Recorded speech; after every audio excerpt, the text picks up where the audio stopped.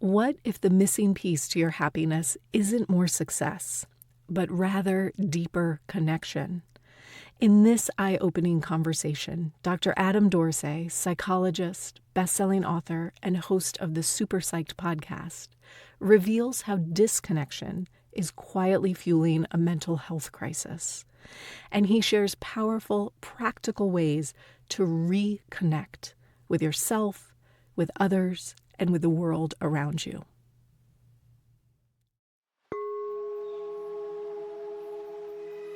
Welcome.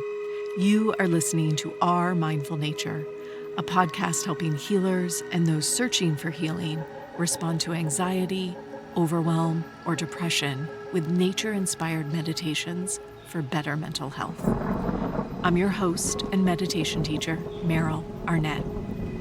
This podcast is recorded from my live Monday night meditation class. If you would like to access today's meditation practice or nature soundscape as a standalone audio file for your daily use, please subscribe to my newsletter at merylarnett.com. All right, y'all, grab a cup of tea, pop in your headphones, and find a comfy seat.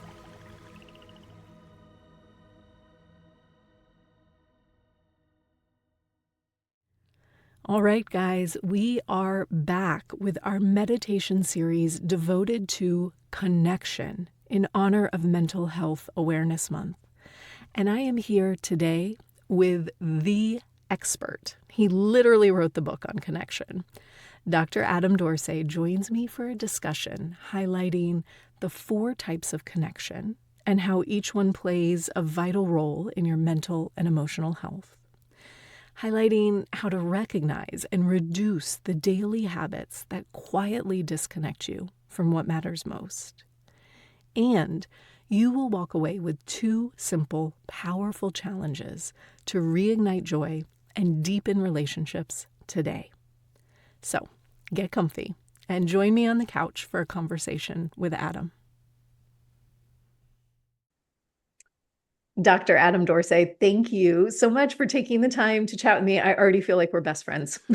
Meryl, you have that vibe that just makes a person want to hang out, and just so glad to know you. Same. Thank you. I was sharing before we hit record. I'm on my second read through of your incredible book. I'll hold it up here for video viewers. Super Psyched, Unleash the Power of the 4 Types of Connection and Live the Life You Love.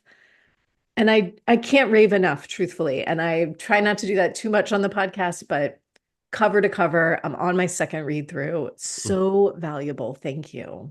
Oh, I'm so honored. You never know how these things are going to go. And for you to say that to me, such a smart woman whose, breadth of knowledge, I know just from the brief interaction we've had is quite wide. So it means a lot to get that from you. Somebody asked me fairly recently, truthfully, who is your podcast for? Like, who are you talking to? Which is a fairly hard question. Yeah. It was for me. I get And it. I was trying to describe like what it is I'm doing and who I'm talking to and why I'm talking. And I made this sort of like all-encompassing gesture, like, because I'm addressing what we're going through in the world. Big arm circle with that. And later, as I was thinking about it, I thought, really what I'm addressing is a massive crisis of connection, which is what your book is about. And so let's start with the most basic question, which is why connection? I'm so glad you asked. I had been conducting psychotherapy for about 20,000 hours to individuals and couples. And this word connection just kept showing up. It was like if we had a recording of these sessions, that word was just omnipresent. And then in my own podcast, the word connection kept showing up with these thought leaders.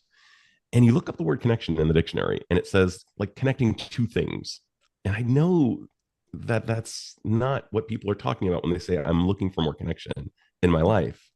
There are books about connecting with your spouse, connecting with your children, connecting with your clients, but there's no book about connection in and of itself that I've seen.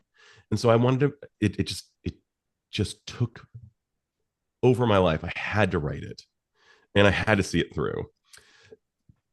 And the first thing I did was I tried to define connection, because when Amy Poehler is talking with Conan O'Brien about, wanting more connection in her life, I just heard her say that on a podcast interview. By the way, love those two people.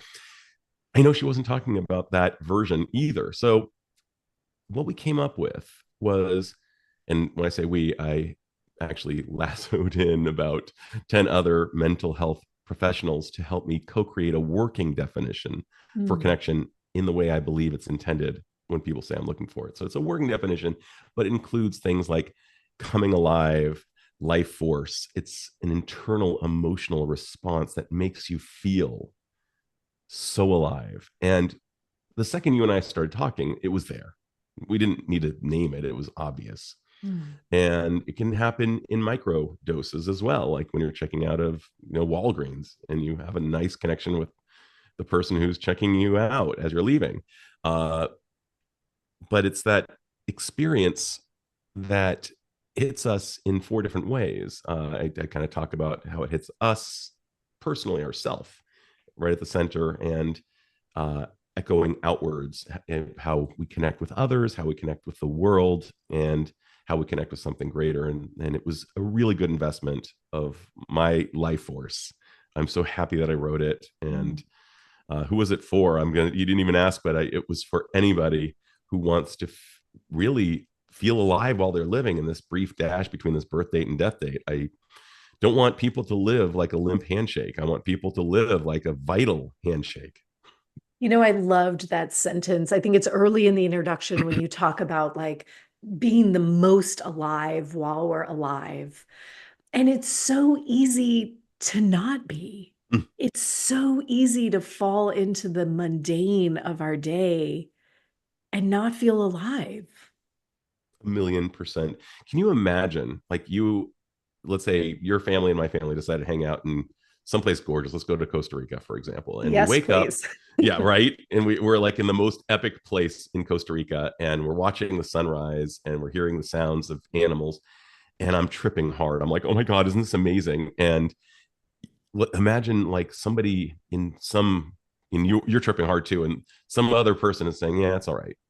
It's like uh why not go there? Why not actually take in how amazing it is? Now, I understand that that might be their subjective reality, but I would propose that I think that all of us organically would be in Costa Rica and being like, this is amazing. And yet you and I both know that some people are on their devices the entire time, not really Mm. experiencing the true thing. It could be while they're traveling, could be at a meal. You see, you're at a restaurant and the best food in the world, and everybody's on their device while they're eating. Are they actually there? And are they actually with the people they're with? And are they taking it in? And so, one of the things I'm really hoping is that people will savor their lives, be more connected to what's going on. This notion of mindfulness is so important and it's so pervasive in the literature. It's a lot of people think it's so mystical. It's just being aware of what's going on while it's going on. That's it. Oh, yes. Let's just Yes. do that. Yes. I loved the definition you included, and I can't remember the meditation teacher's name now. Oh, James. Oh, I uh, want to get it right. It so was such a good definition of oh, mindfulness. are you talking about Judson Brewer? Maybe. I believe it was Judson Brewer. He's actually he, he's an addiction studies physician. Interesting. I was talking about James Baraz, and it's a mindfulness definition. Oh yeah, yeah, yeah. And what you have here is mindfulness is simply being aware of what is happening right now without wishing it were different, enjoying the pleasant without holding on when it changes, which it will, being with the unpleasant without fearing it will always be this way, which it won't. That's a great It's definition. such a good definition. I love it when I hear something that is just like, oh, Yes. mic drop. Yes. So I want to kind of go into being on devices and the ways that we disconnect. But before I do, there's one thing that really jumped out at me that I really hadn't considered before, and I wonder if you'll just expound on it a little Yeah. bit. You make a comment that when you look at most of the mental health diagnoses we see in the DSM, which is like the book Yeah. of diagnostics for mental health disorders, Yes. almost all of them contain some disconnection. Is That's that right. right? At the Yeah. heart of so many diagnoses, one of the symptoms is often a disconnection of some kind. If we're talking about depression, oftentimes, an aspect of it can be disconnecting from the present because we are ruminating about the past. Mm. When we're anxious, we may be catastrophizing about the future, so we're not really present. Uh, in trauma, we dissociate or depersonalize. We are not in our bodies. We are not really here. We numb out. And of course, when there's serious mental illness, when we're talking about psychosis, a hallmark of it is a break from reality itself. So, at the heart of everything we don't want in this massive tome of hundreds of pages is disconnection. Well, it would seem logical that when people are talking about connection all the time, yeah, at the heart of everything we don't want is disconnection. At the heart of everything we do want is connection. You go out on let's imagine a single person's going on a date. The big question is, was there a connection there? Yeah. The word connection happens all the time. Poor Andre Agassi, I read his book Open. One of the greatest tennis players of all time. Hated tennis. Mm. Sometimes what we're good at, we don't actually like doing. You think of the poor, kid who's like amazing at math but absolutely adores film and takes, of course, the safe route and has this lackluster career as an accountant. They're good at it, but they don't love it. Mm. And the entire time, up until the deathbed, there's this ongoing regret. And one thing we also know is on our deathbeds, we regret the chances not taken, the love not given, the love left on the table. And all of these things are important that we connect with our truths and really dial into them and lean into them. There were bands when I was growing up, and I'm sure for you too, where my friends were so into them. And I had to pretend I was into it too, lest, I be perceived as, uncool. And there were bands that I loved that I would only listen to with, as I talk about my love of George Michael. And I would never share that with anybody. So there are these parts of ourselves that need expression. I say in the book, there's no such thing as a guilty pleasure as long as you're not hurting anyone or yourself. It's just a pleasure. And it took me a long time to be able to listen to George Michael with my windows rolled down in my car and just rock out to him. And ultimately culminated with me actually getting to see him in concert. And it was one of the greatest experiences ever. And I also am aware that a lot of folks don't love him so much and like to, kind of clown on him. But hey, I'm so glad that he made it to the Rock and Roll Hall of Fame, even albeit posthumously. So we know connection's a good thing. Mm-hmm. Why is it so hard? Mm, How are we disconnecting? Because I'm great going to take question. I'm going to take a guess that everybody listening, myself included, does not wake up in the morning and say, let me be as disconnected as possible. That's Right? right. So And what are we doing? so our brains that have caused us to be a very successful species for millennia have two directives: survival and efficient energy use. That's it. That is what the brain is meant to do. And it's part of the reason that we've been such a successful species and other species have died out. Um, the problem with that is these days, that is not enough. We have all of these cognitive biases, things that I call distractors and disconnectors. We like to do what's easy rather than what's hard. Is it easy on a Saturday morning to get out the door and go on a bike ride, even though it's the greatest thing to do? No, it's way easier to just, stream something on Netflix and chill out and, answer Mhm. texts and emails and doing a whole bunch of things and nothing all at once. But the restorative thing oftentimes is a thing that has some barriers to entry, some what we might even call activation energy requirements. Like it requires that we pump up the tires, get the bike rack out, put it on the car, get the hydration ready, and all of the equipment. That's not easy. The brain likes what's easy. There's a cognitive bias for going for what's easy. That's why Snickers bars are really popular. It's almost like the Snickers bars of activity is what we end up doing. And we wonder why we're not restored on Monday because we've been doing these easy things. Another distractor is social comparison. A great way to feel crappy about something that's awesome is to compare yourself to someone else. We Mm. know this, and yet our brains do it all the time. Another distractor is FOMO.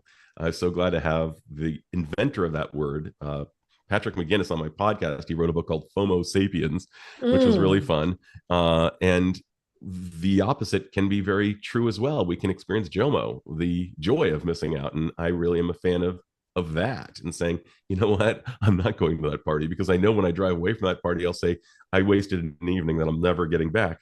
I'd like to double down and, hang out with my wife at home and have, a romantic meal and maybe a walk the dog, and maybe we'll watch a little thingy afterwards. That would be more to my liking, but FOMO often dictates that we do something else. So Mm. there's so many distractors. There are over 200 cognitive biases that are known that actually disconnect us from life. So disconnectors and distractors are omnipresent, and it requires that we actually think about what we're doing. It's almost like saying, like what Yoda says in The Empire Strikes Back, and this comes down to mindfulness, being intentional. Yeah. So, Adam, I have to ask, do you have a mindfulness practice? There's no judgment at all. Yeah, when I'm at my best, I meditate. Mhm. And when I'm not at my best, I don't. And I must Fair. say, if this were a confessional, I would have to say to you, it's been a minute. And I am going to be doing it today. I will be Oh, love engaging that. in, you know, a good 20-minute TM uh, Mm. exercise, which is always good for me when I do it. Yeah. But in spite of that, I do look at life as a meditation as well. I try very hard to really be attentive to what's going on while it's going on. Last night, I took my 16-year-old out for his first driving. He just got his driving permit, and I took him driving in the same parking lot where I learned a cajillion years Mm. ago. And I really made it a point to be there while I was there and really, really take it in like, wow, here's my 16-year-old who will never be 16 again in this exact form. He'll be different tomorrow. And this is his first time driving. I could, you know, be there for it, or I could numb out after a long day's work. And I try to really look for something different about my son or my wife or the people I'm with. I sometimes look at what they're wearing to just bring me a little bit more awake to what's going on. I try to listen to them more carefully and really, really listen. Even though I've been listening all day, I want to Mhm. give that to them as well. I learned a really good drill in improv that makes me far more aware, and it's a mirroring exercise where you don't hear anything else, but you kind of repeat in your mind quietly. I'm not going to do it on the podcast, but I try to repeat in my mind what I'm hearing so that I'm Mm. really, really there. So it's almost a mindfulness practice throughout life. I try to taste what I'm eating. Um, my nickname is Enthusiasm. People know when I get excited about a thing. If I see a movie that, I'm like a loud audience. Oftentimes, I'll make noises like "Oh my god," like I really try to be there. So that is part of my mindfulness Yeah. practice. Oh, I love that. I share this story often, but I'll share it with you today. When I first started meditating, one of the things I realized really early on was every time I sit down and try and practice, Mm, the whole time mhm. I am planning whatever I'm going to do next. Every time I meditate, I'm like writing the list of don't forget you got to go to the grocery store, you got to respond to that email, then you have to do this, then you have to do this. And after however many days of doing that in my meditation practice, I was like, all I do all day long is write the exact same to-do list. I write it 100 times. I write it when I'm driving my kids to school. I'm writing it when I watch TV at night. Whatever I'm doing, there is a subtle, like, don't forget to do this, this, this, and this. And there was such a moment, I call it a moment of freedom, but maybe in this conversation, we'll call it a moment of awakening or aliveness when I thought, I already made that list. I don't have to make it again. And it gave me this opportunity. And I try to remember it every day. Like, when I'm driving the kids to school, when I'm having this conversation with you, I don't need to plan the next thing. That's Meryl's personal thing. Everybody has their own little, this is what I do in my brain. Mine is to plan. And it's that is that mindfulness at play is like, let's just be here and do this right now. Yeah. And what I love about that is we all have that bug in our brain Mm.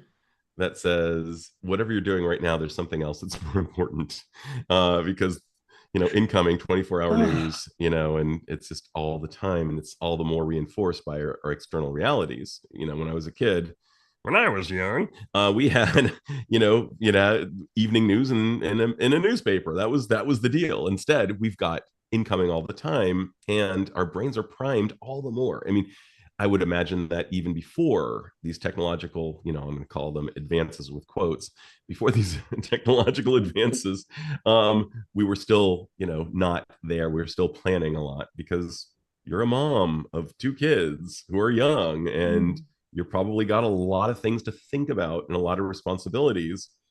And the idea of you automating those and maybe just kind of giving yourself a planectomy, like taking it out and saying, you know what Yes. I'm going to Yes. do is I've got them externalized. I don't need to worry about them. I've got this. I can be focused on my meditation.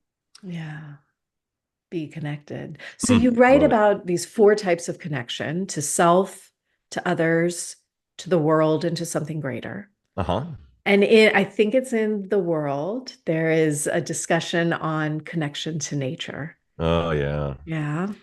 Let's talk for a minute about why that's such a valuable source of connection for us. So I'm going to ask you a question. Hmm. Have you ever been out in nature and seen yourself in the mirror during that time? Did you notice any changes in your face? My Yeah. wife constantly remarks to me, Adam, your whole face changes when you're out in nature. Hmm. It's just a much more relaxed and attractive look. uh, there's something about hearing bird song. I was speaking with one of the experts on sound and listening.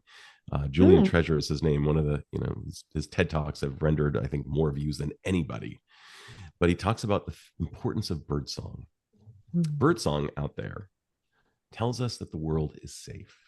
The birds don't chirp when it's not safe. And our brains have been wired throughout the millennia. Speaking of, these old brains that have been around for at least 70,000 years in their current form, they are tuned in to natural sounds. We don't need an explanation. When we hear birdsong, we know the world is safe. And when we're around trees and beautiful natural flora and fauna, we basically take a forest bath. It's been so much documentation on this Japanese notion of taking a forest bath and just hanging out in the forest, and how restorative it is for us. We don't even need to do anything. We can just hang out there. Having a picnic under a tree is fantastic. I've noticed that even you don't have to even necessarily go to the forest. I've got some shrubs, I've got some trees in my backyard, and one of the Yeah. things that I love to do is go into my reclining chair and just hang out under the leaves, and I can hear birds, and I read on my Kindle. That may be one of the most restorative things I've ever done. Mm. Just have this little, anti-gravity chair that I got at Costco and lay out there, and I'm as happy as a clam. But of course, going for a walk, or doing something more that requires a little bit more planning is also wonderful. Yeah.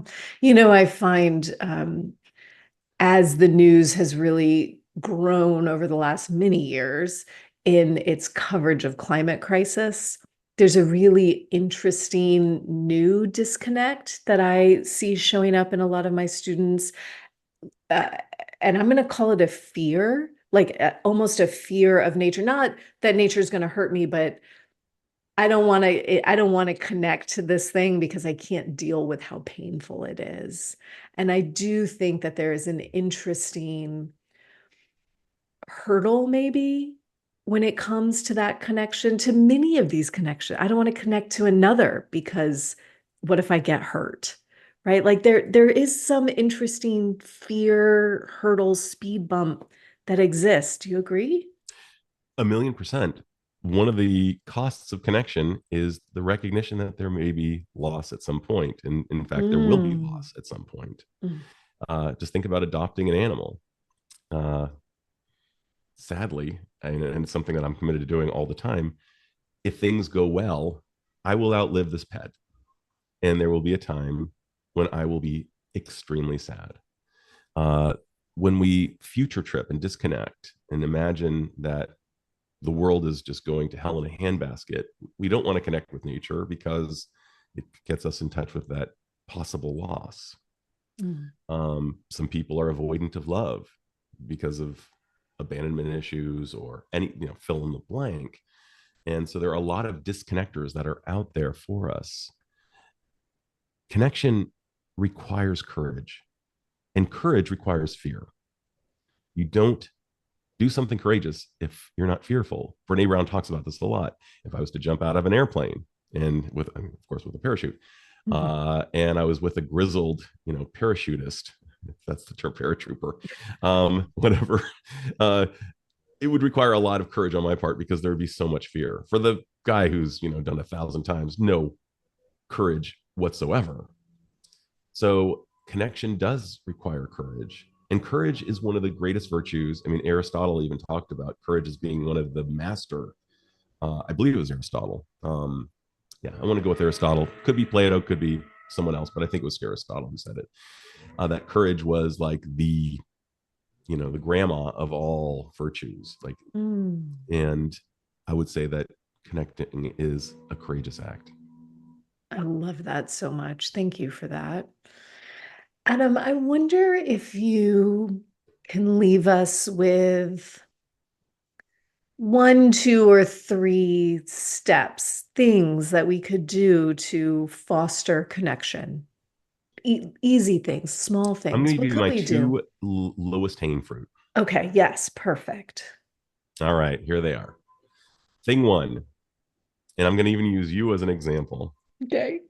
Meryl, is there an activity you used to do that you love that brought you alive, but life got in the way, you became a mom and other things happened? Is there a thing that may exist in your attic or in your memory somewhere that you used to love doing, but somehow you stopped? Yes, there is a thing. What is it?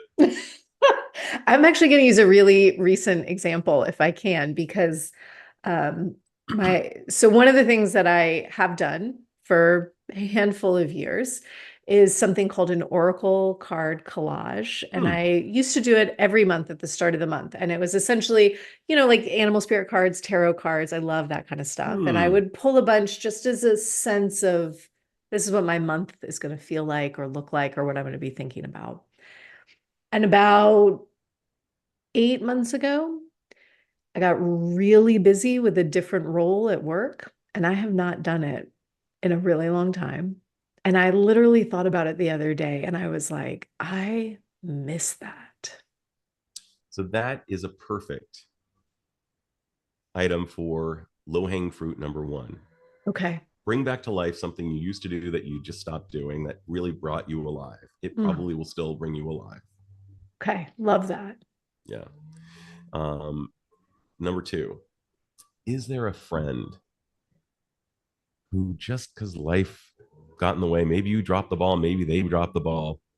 Is there a friend who you fell out of touch with who you absolutely know that there's something there? For sure. Okay. You don't need to give the name, but I what do. if you're going to give the name? I'm not. Yeah, yeah, fair. Totally fair. So we all have one of those. We moved, they moved, we became parents, they whatever it is. And somehow, but what if you were to call that person and say, "Hey," and by the way, again, it requires courage. Yeah. It's been a minute. I think I kind of dropped the ball. Or maybe they dropped the ball and you're a little bit resentful, but you're gonna determine that whoever dropped the ball doesn't matter. It matters that within this lifetime that you reconnect. Mm. Because we know if the loneliness epidemic is so massive and that loneliness is worse than smoking 15 cigarettes, it's more predictive of our mortality than so many cardiological measures, according to rigorous studies. So what if you were to reach out to this person and say, hey, how do you feel about doing that? Hmm. I love that. I mean, I can absolutely do that. Cool. That's not a, it's not a relationship that feels challenged. So I could absolutely do that. And I love the nudge to do it because I haven't in over a year easily. Awesome. So those are the two. Okay. Bringing back to life something that you used to love doing that brought you alive, and Yep. getting in touch with somebody who you know that Mm, there's something there, or that you have, or you highly suspect that there would be, even though you fell out of touch. perfect. Those are such good first steps for us. Thank you. My Listeners, pleasure. the third step is go buy Adam's book, Super Yeah. Psyched, and read it because, like me, you will likely underline so much of this book. Oh, So good. Adam, is there anything I didn't ask you today that you want to share with us? that's such a great question. I probably should just go just briefly into the four types of connection and what they are. Yeah, let's do it. So connection to self. So imagine an archery target with a bullseye, four concentric circles. At the center of the bullseye would be self. Some people think, well, that's self-absorbed, that's narcissistic. No, it's not. It's no more narcissistic than not going pee before a major presentation. Like, let's imagine you had to give a really great presentation, but you forgot to pee. Mm. Would you give the best presentation? Well, how selfish of you to, it would be very selfish for me to ask for a bathroom break. No, it wouldn't. Any more than it would be selfish for you to take care of yourself and make sure that you are ready to be in the game. So self is at the center, and connecting to self, I really explore it quite in depth, including identifying all the things that disconnect us, and just so that we know what they are. We're never going to be perfect at this, by the way. We're just aiming to get better. The Mm. second circle, by the way, is connecting to others. It could be me connecting to my wife. She's my primary other connection. But it could be connecting to my kids, connecting to you, connecting to my pets. I included pets as others because for those of us who know pets, and like my father could go through an entire life without touching a pet. I can barely get through a day. And we have different connection formulas, so we all need to find our own. The third is connecting to the world. The world includes things like art, our work, nature, our ancestry. All of these things are Mm. others, are the world. Sorry. As Maya Angelou once said about ancestry, you can't know where you're going unless you know where you're from. And I think that ancestry is an important part of the world.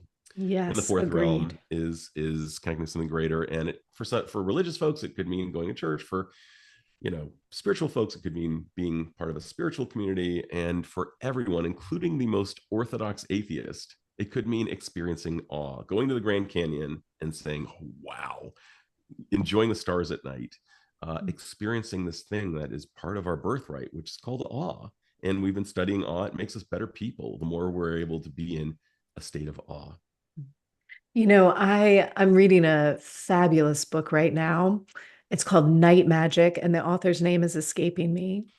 The book is about light pollution and darkness and like the richness of what exists in the dark. But she writes about awe, and what she wrote, which I thought was so interesting, was that actually awe is not just an emotional experience, but it's a physiological That's right. experience where the part of our brain that identifies with the ego, with the self, turns off That's during correct. awe. And so we are more connected at any other time as when we're in awe. An example of what you're just talking about is in 2017, there was a solar eclipse, and people in Oregon who were there to really see it at its best. Strangers were hugging each other because they were not self conscious. So Mm. our default mode kind of goes offline. We stop becoming so self aware in a good way.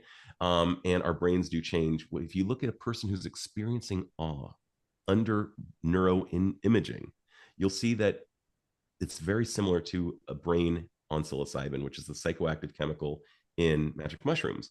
And you don't even need to take something, that's illegal and potentially dangerous. Although there has been a lot of there have been a lot of studies that suggest that psilocybin is very helpful for a lot of things, but I'm not going down that road. What I am saying, what I am saying for this podcast anyway, is that that awe is something that we can experience, and we will become better people for it. And we don't have to have a big awe experience. You could look, I mean, as Dr. Michael Anscher, who's been on my podcast, talks about, you could I look had him at, on my podcast too. Love that. yeah, he's amazing. Become a good friend. But he describes how just we can have microdoses of awe. We can watch, pancake batter turn into from a liquid to a solid and say, wow. I like to look at fire. Fire is, I mean, awful and awesome. They both contain the word awe in them, and they both have similar etymological roots. Awe is just a very grand experience, and we can experience it in little things. Last thought I have on that is, I remember in college, I was having dinner with a bunch of people, and I was getting really excited the way I do. And the woman across the table says to me, Adam, wow, you're so easily impressed. And I said, no, I'm not easily impressed. I have a high capacity for appreciation. And I was so happy with that. I was like 19. I was like, wow, that sounded smart. And I stand by that all these years later. And I want people to have an increase in their capacity for appreciation. Like, wouldn't that be great? Beautiful. Yes. Here's to that in the coming weeks, months, and years. Adam, I could talk to you for hours. Oh, Thank so you. wonderful to be with you. Thank you. Listeners, if you loved Adam as much as me, you can find his podcast, Super Psyched, same as the book.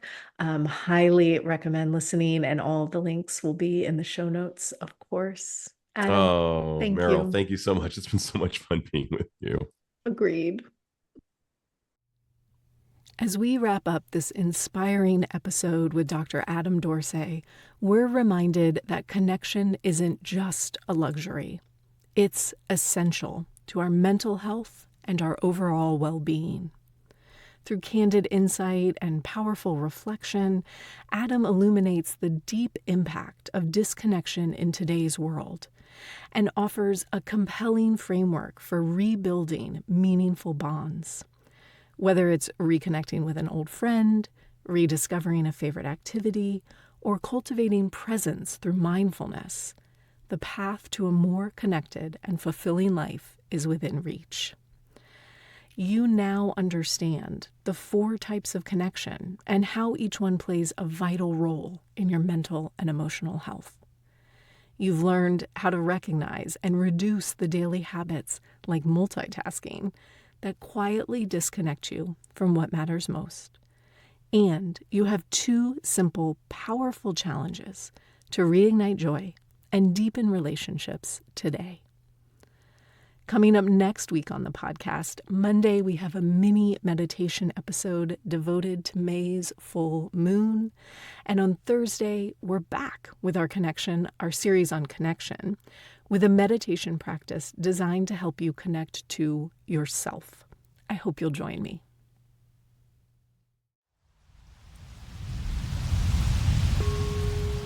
Thanks for listening to Our Mindful Nature. If you would like to receive today's meditation practice and nature soundscape as standalone audio files for your daily practice, please subscribe to my newsletter at merylarnett.com. It's free, and you'll receive a new practice each week. Our Mindful Nature is recorded on Muskogee land and is produced with the support of Nick McMahon and Brianna Nielsen. Deep gratitude is offered to acoustic ecologists Nick McMahon and Gordon Hempton for the use of their nature field recordings in many of these episodes. We release a mini episode that's just the meditation, no chatter beforehand, every Monday. And every Thursday, we release a full episode with a meditation class or interview. I look forward to practicing with you again soon.